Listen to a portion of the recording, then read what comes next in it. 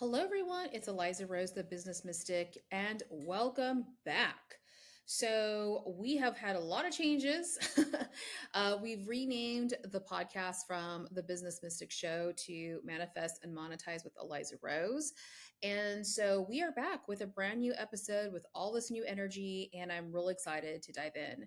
So, to really get things going, we are going to be kicking off a new series that I am calling Broke Healer, No Thanks.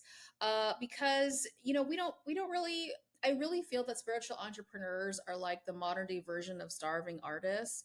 Like we're so good, we create these most transformative, beautiful, amazing offerings and things, and yet we still struggle to pay bills, right? Like we're earth shattering, bringing souls back together, doing all the things, and yet we don't make money. So we are going to be tackling that problem, those issues inside this series. So let's kick it off today with episode 11, because we've actually already had 10 episodes in the show, and we are going to be talking about the permission to prosper. Okay, so permission to prosper.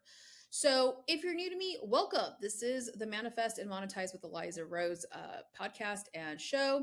I'm your host, Aliza Rose, the business mystic, and we're going to be tackling something that I see in our community every single day. Every single day. I see your Instagram feeds, I get your DMs, I get the replies back to my email.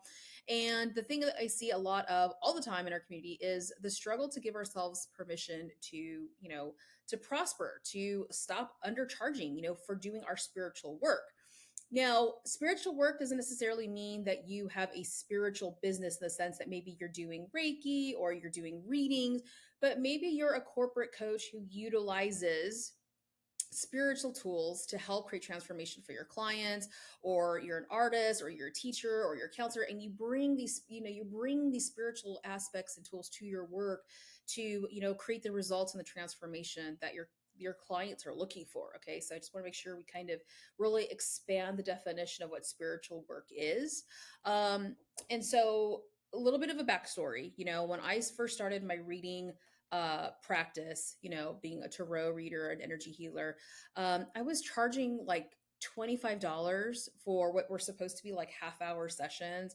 But being like a Pisces and an overgiver, people pleaser, like all those things, these would always end up becoming like hour-long sessions. And then I would be drained and I would just pour everything I had in me to my clients because I cared. And then because I gave them like what would be like $100 worth of service, but only charged $25, I mean, I was stressing out about, bills like every single month. Okay. And going through the process of understanding that, I realized that I had this core belief that making too much money, okay, like somehow meant that I was, less legit, or I had sold out, or I was all about the money and not about the healing and not about the mission at hand. And then one day I was working, I had a mentor who was killing it. Like she was making lots of money as a reader. She was always in demand, always booked. Um just being really successful. And I was just talking to her. I'm like, I don't understand. I don't understand why like I keep struggling to have bills. I really opened up and shared with her what was going on.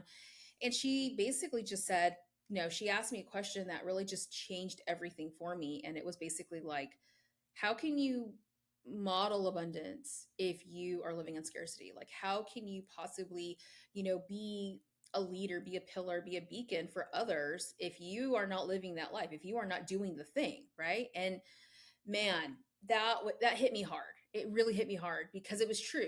How could I help others manifest their best lives when I was constantly worried about making rent, paying, paying the bills?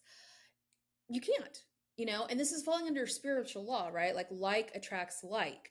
Abundance does not attract scarcity, and scarcity does not attract abundance, right? So we're kind of operating under the law of attraction here, like in an aspect of it. Okay, so completely makes sense, right? So the core thing I want to share today with everybody, okay, in this episode is that the idea that you being spiritual, the idea that you are monetizing your spiritual gifts, your talents, or, if you're using spiritual tools that somehow you have to struggle for this. Like somehow there needs to be financial struggle, that this is a false narrative and this needs to get completely thrown out the door. To be quite honest, if you are not able to make rent, you're not able to put food on the table, you're actually harming your soul mission. You're actually preventing you living out what you were divinely designed to do. Whether you believe in God, you are not living out what God has planned for you, or you believe in the universe, divine energy, you are not expressing what you were here to do. Okay. And so here's the truth: abundance, money, prosperity, it's simply energy. We know this. Okay. We know this when we study spiritual law and when we see it out in play, right? So we totally completely understand that money is simply energy. It's a tool for exchange. I really want you to let that sink in. Like, money is a tool for exchange. When you provide transformation, whether it's healing, coaching, consulting, you designed a kick-ass logo, you're speaking from the stage, you're putting together a product, okay? You are providing transformation for others, and that energy that you have put out needs to come back to you. Okay, it needs to come back. So this is going under, giving and receiving, right? Or giving and receiving. I guess I'm doing the hand thing weird if you're seeing the video. Okay, so we don't want to create an energetic imbalance. You don't want to create an energetic imbalance where you have put all this beautiful, beautiful things out into the world, all this transformation, and you've received nothing. Open your hands. Don't put your hands out like you're blocking them, like, stay away, right? Like, no, like, open your hands and receive. So the most effective, spiritual entrepreneurs, and effective means, doing things right, okay, or doing it the correct way, if we want to get technical with that term. Understand that prosperity isn't just permitted. You don't need permission for it. It's really incredibly necessary for you to create the impact that you want. The universe wants you to have the income that you need to survive and thrive and, live the life that you are meant to lead. Okay. The universe wants that. God wants that for you. The source wants that for you. Okay. So think about it. When you're financially stable, you have more energy to serve others. You are able to reach more people through your gifts. You're able to create better resources because you're recharged and you're rested. You're not worried. And you're able to create these beautiful experiences for others, for yourself, for your loved ones, not just your clients and customers. And you're able to model that very abundance, that calmness, that peace that you're more than likely teaching or imparting or giving to others. Guarantee it. Okay. So the most powerful shift happens when you stop seeing money as this separate thing that's like out there from your spiritual work, and you start really seeing it as an essential part of your spiritual ecosystem. Like, this is just ingrained, right? Like, you have to brush your teeth. If you got to brush your teeth, you got to shower, you got to change your clothes, you know what I'm saying? Like, this is just part of it. Okay. You need to sleep. This is essential part of functioning. We need to rest, right? So I want you to start seeing it in that way. Okay. So I want to be the business mystic if I didn't give you homework or a takeaway. All right. So here is the takeaway. Here's the thing I want you to do. I want you to create your version of what I'm calling a prosperity permission statement. Okay. So this is the thing. This could become an affirmation. It could be a mantra. It could be a prayer. Okay. But basically it's a prosperity permission statement for you. Okay. So I want you to create one. Okay. When you're done listening to this, I want you to do it right. I want you to do it. Okay. So this is your personalized declaration that really bridges and brings together your spiritual values with your financial success. We're bridging that gap, and we're doing it really simply and easily and quickly. Like, you can use this anytime. So here's how I want you to put this together. Number one, don't be doing this while you're driving. Don't be doing this while you're trying to fall asleep. Don't be doing this, where you are occupied or you're in a space that is associated with work or doing the thing. Okay. Doing things. I want you to find a nice, quiet space, and I want you to center yourself. Just really, center yourself.